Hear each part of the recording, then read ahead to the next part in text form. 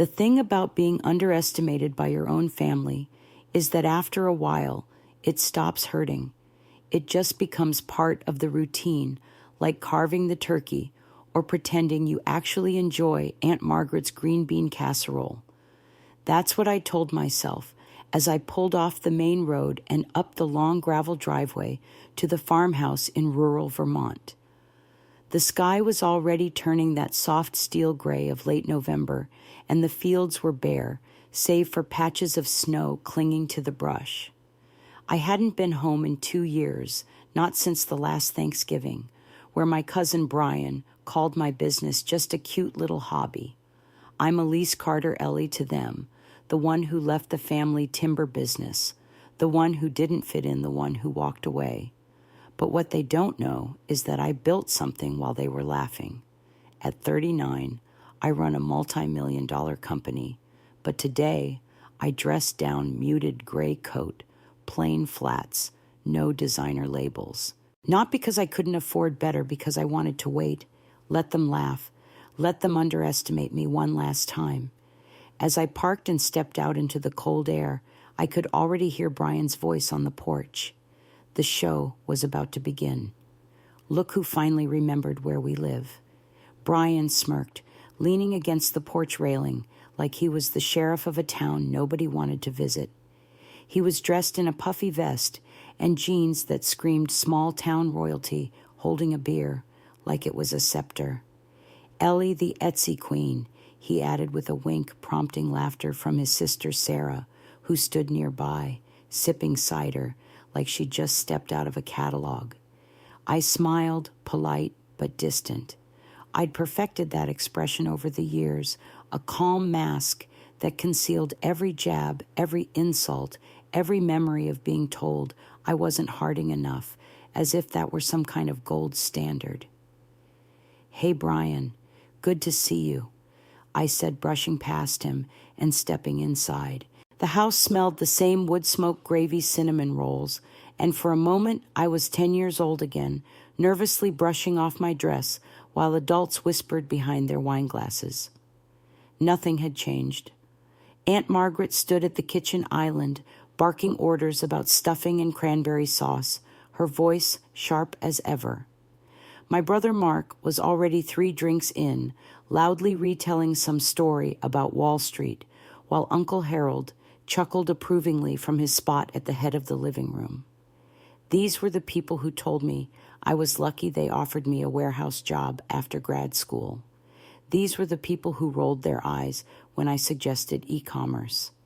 These were the people who laughed when I sold back my shares in the family company to invest in some resale website. Elise, Aunt Margaret called, not even turning to look. "That coat looks like something you picked up from a church donation bin." Sarah chimed in. "Still running your little website. I saw a scarf on there once that looked just like something I donated to Goodwill."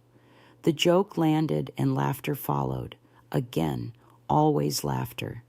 I kept walking, nodding silently, letting the burn settle deep in my chest like hot tea laced with poison. But then a small, beautiful moment broke the script. From the kitchen, my assistant Mia emerged, dressed in a smart black blazer, holding a tray of hors d'oeuvres with effortless grace. She looked every inch the professional she was, and when she spotted me, her face lit up. "Miss Carter," she said, offering a slight nod. "Your legal team just called. The acquisition has been finalized. You now officially own the Harding Timber name." The room fell utterly silent. Brian's beer tilted slightly in his hand. Sarah's mouth hung open. Aunt Margaret actually stopped stirring her stuffing. My father looked at me like I had spoken in a foreign language. What he asked. I took a slow sip of wine, the glass steady in my hand. "Oh, right. Forgot to mention, I bought the company." Their stunned silence wasn't enough. I knew it. The real bomb hadn't dropped yet. I hadn't told them what else was coming. Not about the bankruptcy, the debt, the court filings. Not yet. That was dessert. But judging by the way Brian's smile drained and Aunt Margaret's ladle clattered into the sink, the appetizers had already hit hard. For a long moment, no one moved. It was as if the walls of Aunt Margaret's old farmhouse had swallowed the sound, leaving only the flickering of the fireplace and the distant clatter of wind outside. I could feel every pair of eyes on me, trying to make sense of what they had just heard. "You bought Harding." Timber, Uncle Harold, finally asked, his voice low and brittle, as if saying the words might shatter the illusion he'd built his entire life on. I nodded, calm, controlled, as if I were confirming a dinner reservation instead of dropping a financial atom bomb on my family. "Full rights to the brand name," I said evenly, "acquired through Morgan Holdings." It was still sinking in. Their brains were trying to wrap around something they'd never imagined could happen, that the daughter they called a disappointment, the niece they handed a warehouse job to, out of pity, was now the owner of the very legacy they believed defined them. "You have an assistant?" Sarah asked, finally her voice strangely quiet. And a legal team Mia gave her a polite smile before slipping out of the room, leaving behind the faint scent of rosemary and a tray of untouched hors d'oeuvres. I took another sip of wine and glanced toward the kitchen. Dinner almost ready. I asked, knowing full well that no one had the appetite anymore. Sarah tried to recover first. She straightened in her chair, smoothing the front of her sweater with trembling hands. "Well, that's interesting," she said, voice climbing, "because we have some big news, too." "Right, Uncle Harold." He didn't answer right away, but eventually cleared his throat and muttered, "We're expanding. 3 new mills next year. Possibly going public." I almost laughed, but managed to keep it inside. The irony was brutal, the timing perfect. "That's ambitious," I said, setting down my wine, "considering the financial pressure you've been under."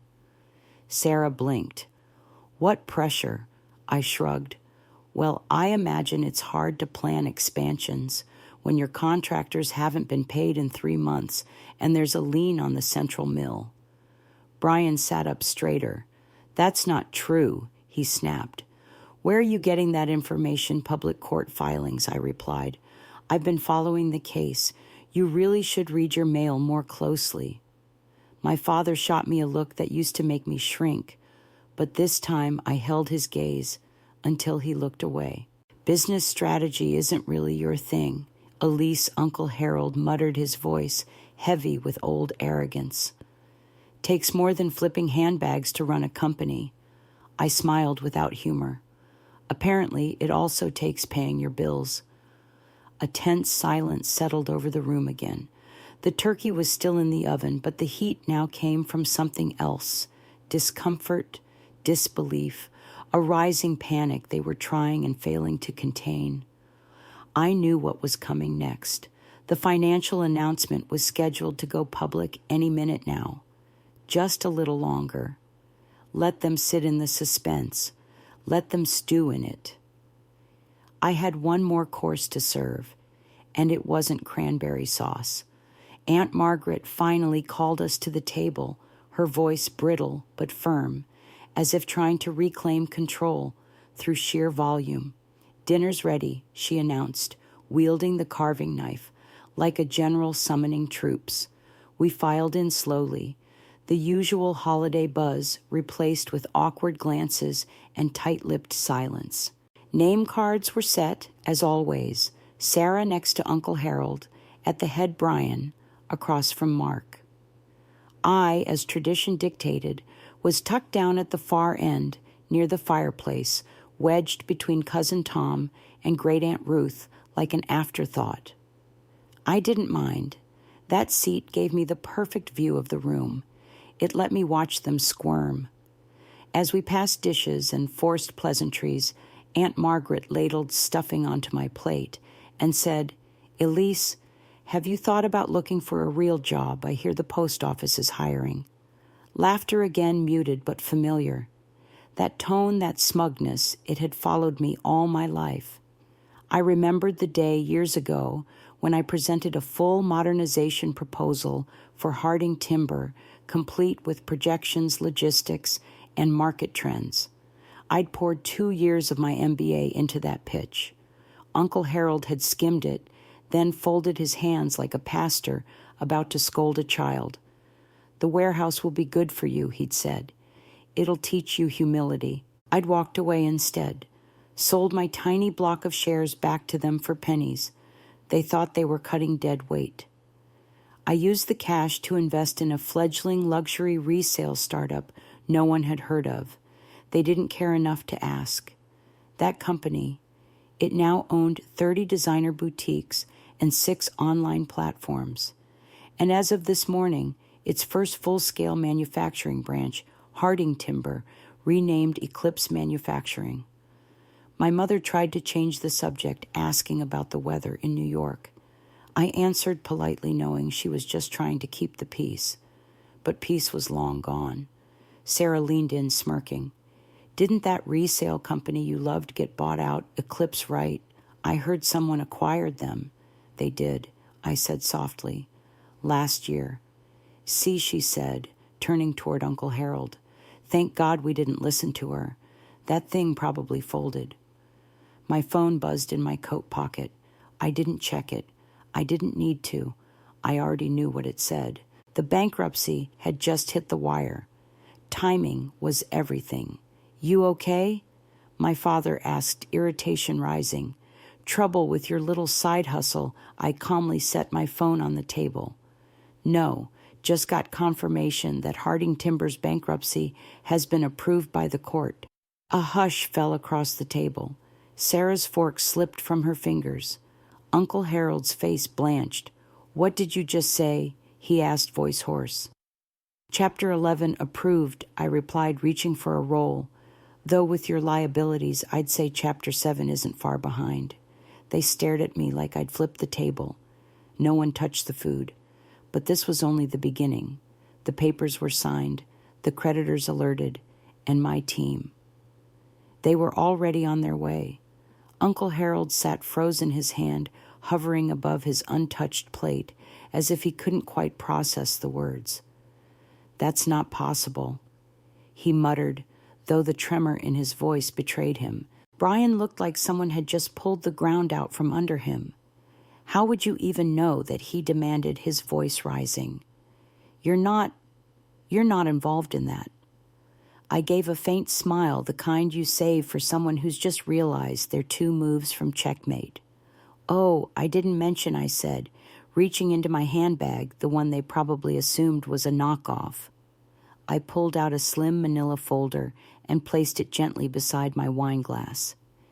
Eclipse was acquired last year by Morgan Holdings. And I own Morgan Holdings. Sarah gasped audibly. My mother dropped her spoon. The folder sat like a loaded weapon in the center of the table, quietly threatening everything they believed about power and ownership.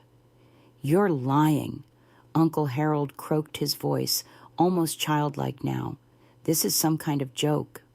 "It's not," I said, carefully opening the folder and spreading the contents across the linen tablecloth between the gravy boat and the cranberry sauce. "Debt purchase agreements, creditor ledgers, the bankruptcy filing. I own every outstanding loan, every lien, every obligation your company failed to meet." I tapped one page with my fingers, slow and deliberate. "This one's my favorite," I said. "List of assets pledged as collateral. You've been mortgaging the future for months, hoping no one would notice. Well, someone did." My father's face was ghostly pale. Sarah looked like she might cry, but I wasn't finished. "Not yet. You really thought I was selling scarves out of my apartment," I said, turning to them. "That's what you've been telling people, that I run a little hobby site." Brian opened his mouth, but nothing came out. They'd underestimated me for so long that the idea of me outmaneuvering them was too much to comprehend. And that was exactly how I'd planned it. I built Eclipse Luxury Group. From the ground up, I continued. 30 designer stores, 6 digital platforms, and now Eclipse Manufacturing. You know the company formerly known as Harding Timber. They looked at me as if they were seeing me for the first time. Maybe they were. Maybe this was the first time I wasn't shrinking to make them comfortable. Why, my father finally asked, "Why would you do this to your own family?" I looked around the table, the same table where I'd once been told to be grateful for a warehouse job, where every business idea I'd ever offered had been dismissed with a smirk or a wave of the hand. "This wasn't revenge," I said softly. "This was business." I reached for my phone again. It buzzed right on cue. I stood slowly.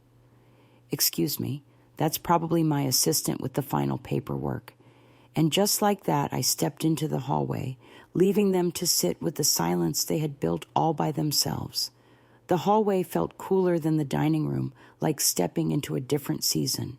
My heels clicked softly against the old hardwood floors, the same ones I used to tiptoe across as a kid when sneaking pumpkin pie before dinner. Back then, I worried about staying invisible. Now I knew exactly what it meant to be seen. I answered the call with calm certainty. "Yes, Jennifer. Everything's confirmed, Miss Carter. The bankruptcy has been processed and the acquisition is officially complete. Shall we send in the team?" "Give them 5 minutes," I said.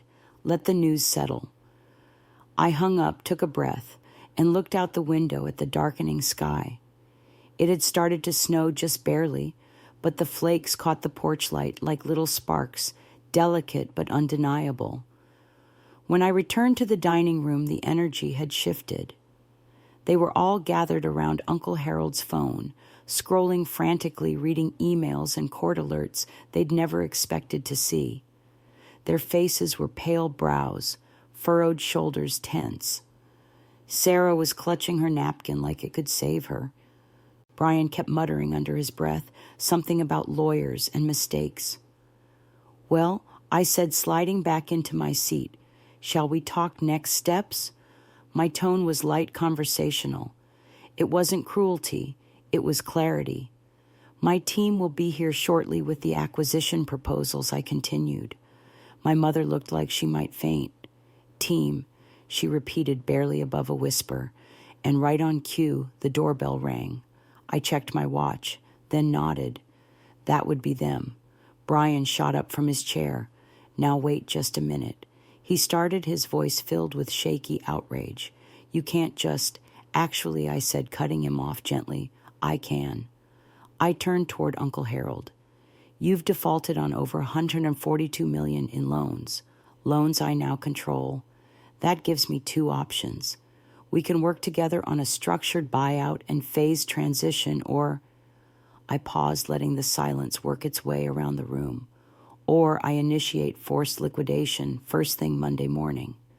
Sarah let out a choked sob. But the new mills, the expansion plans were never going to happen. I finished for her. "You've been insolvent for months. The signs were all there. But you ignored them. You were too busy handing out titles and planning press releases to notice you were bleeding money." Aunt Margaret reached for her wine glass but didn't drink. Uncle Harold was staring at the table like it had betrayed him. I didn't enjoy watching them unravel. I wasn't here to humiliate them.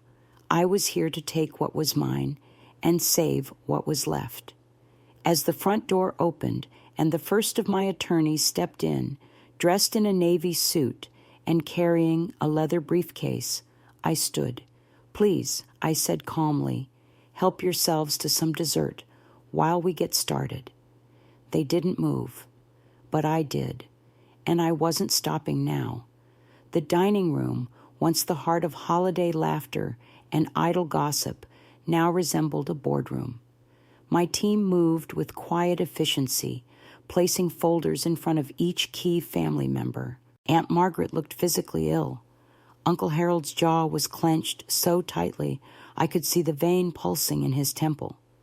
Sarah stared blankly at the table, as if the pages in front of her might rewrite themselves. For the next 2 hours, We walked them through everything, every unpaid invoice, every lien, every missed tax filing, and every desperate loan Uncle Harold had taken to prop up a sinking ship. My attorneys laid out the full restructuring proposal, ownership transfers, phased layoffs, asset reallocation. I watched the family that once rolled their eyes at my ideas try to follow the same financial terms they used to say were too complicated for Ellie. I almost felt sorry for them. Almost. This is thorough, Uncle Harold finally muttered, flipping through the binder with shaking hands. Unlike some people, I replied softly, meeting his eyes. I actually understand business strategy. The words weren't cruel. They were factual. They were what I had been waiting years to say. My mother barely touched her pumpkin pie. Brian had gone silent, probably calculating what this meant for his lifestyle, his truck, his mortgage. Mark looked like he wanted to melt into the floor, and Sarah, poor Sarah, had stopped pretending to hold it together. You planned this, she said finally, her voice thin and watery. You were buying up our debt this whole time. I nodded. Over the past year, quietly, strategically. You tricked us, she whispered. No, I corrected gently. I didn't trick you. You underestimated me. That's different. A silence settled again, heavier than the last, broken only by the soft shuffle of paper and the occasional clink of a dessert fork. Outside, the snow had thickened. Through the window, I could see it piling up on the windowsill like a fresh layer over everything we thought we knew. Finally, as my team began to pack their briefcases, I stood. Now that we've reviewed the proposal, I have to inform you of one more thing. Everyone looked up. My tone hadn't changed, but they could hear the shift in it. Effective Monday, the positions currently held by Brian, Sarah, and Tom will be eliminated. Sarah gasped audibly. Brian slammed his fist against the table. You're firing us. We're your family. I met his glare without flinching. No, I'm firing unqualified managers who were promoted through nepotism. If you prefer, we can say the company is restructuring. I turned to Sarah, who was now shaking her mascara streaking. But if it helps, I added, I hear the post office is hiring. That line landed like a stone in a quiet pond, and in the stunned silence that followed, I smoothed the front of my gray dress as if brushing off the last remnants of their doubt. The real shift hadn't come from power. It had come from being underestimated long enough to build something no one saw coming, something they could never undo. As the last of my team filed out their polished briefcases, clicking shut, the room fell into a heavy stillness. No one moved. Sarah sat hunched in her chair, quietly sobbing, while Brian stared blankly ahead, his knuckles white against the table. Uncle Harold, once the voice of authority in every room, looked like a man who had watched his name dissolve into dust. My mother fiddled with the edge of the napkin in her lap, not speaking, not meeting my eyes. Only my father looked at me, really looked at me like he was searching for someone he hadn't seen in years. Elise, he said finally, his voice hoarse. Was this just about revenge? I looked around the table at the abandoned plates, the uneaten food, the documents still spread open, like evidence of a trial that had just concluded. I could have said yes. I could have told him that this was for every time they'd rolled their eyes at me, for every time I'd been told to be quiet, to be realistic, to lower my expectations. I could have pointed out the decades of dismissiveness, the casual cruelty they called tradition, but I didn't. Instead, I met his gaze and said, "No, Dad, this was business." I paused, letting the silence breathe. The revenge, that's just a bonus. I turned to leave. Behind me, Sarah let out another small cry. Something about losing her house, her club membership, her Pilates instructor. Brian muttered something about calling a lawyer, but his voice lacked conviction. Aunt Margaret said nothing, just stared at the pie as if it might offer a way out. As I stepped into the foyer, I grabbed my coat from the antique hook, the same one I'd hung it on as a child. This time, I wasn't sneaking out with a slice of pie or retreating to cry in the car. I walked out upright, my heels sharp against the wooden floor, every step echoing with the certainty of a woman who no longer needed their approval. Outside, snow blanketed the gravel like a clean slate. I slid into the back seat of the black Mercedes, warmed and waiting. My phone buzzed just as I pulled the door shut. A message from Jennifer. "Congratulations, Miss Carter. The acquisition announcement is scheduled for Monday morning." I stared at the screen, a quiet smile playing at the corners of my mouth. In the rearview mirror, I could see them still gathered at the window, stunned, silent, and small. It wasn't about humiliating them. It was about reclaiming the story they'd written me out of. As the car rolled down the driveway, the house growing smaller behind me, a part of me felt weightless, not from the power, but from the release. For the first time in years, I wasn't carrying the need to prove anything. I had already done it, quietly, completely. But as the headlights lit up the snowy road ahead, I couldn't help but wonder what would next Thanksgiving look like. Would they ever understand who I had become? Would they ever see me not as the black sheep, but as the one who led the entire flock home? 1 week later, the Harding timber name was retired. In its place stood Eclipse Manufacturing, now part of a thriving empire built not from legacy, but from vision. I kept the company's original tree ring logo, my grandfather's design, but I added something new, a small eclipse nestled at the roots.